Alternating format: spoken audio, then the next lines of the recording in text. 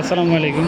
ES plumbing সেক্টরের মাধ্যম থেকে আমরা একটা দুইটা বল বাল্বের কম্পেয়ারের ভিডিও নিয়ে আসলাম।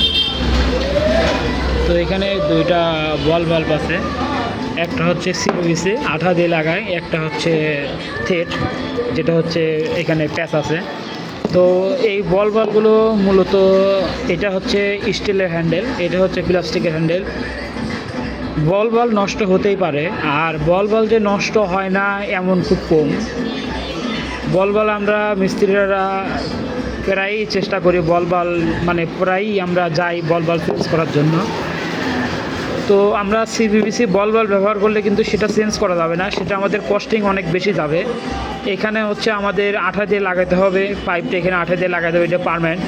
আর দ্বিতীয়ত এটা রোদে কিন্তু নষ্ট হয়ে যাবে, এই হ্যান্ডেলটা কিন্তু রোদে ঘোরানো যায় না, এই যে এটা কিন্তু রোদে ঘোরানো যায় না, মানে রোদে ভেঙে যায় এটা। আর এটার ক্ষেত্রে এটা কিন্তু স্টিলের, এটা পিতলেরও যাওয়া যায়। তো এটা কিন্তু হ্যান্ডেলটা স্টিলের থাকে, এই হ্যান্ডেলটা কিন্তু রোদে পচে না, নষ্ট হয় না, এটা কিন্তু ভালো থাকে। আর এটা যেহেতু প্যাচ, যেহেতু হচ্ছে এটা যখন মন চায় তখন চেঞ্জ করতে পারতেছি। শুধু একটা বল বাল্বের দামই আমাদের ইনভেস্ট করা লাগবে বাড়িওয়ালার ক্ষেত্রে।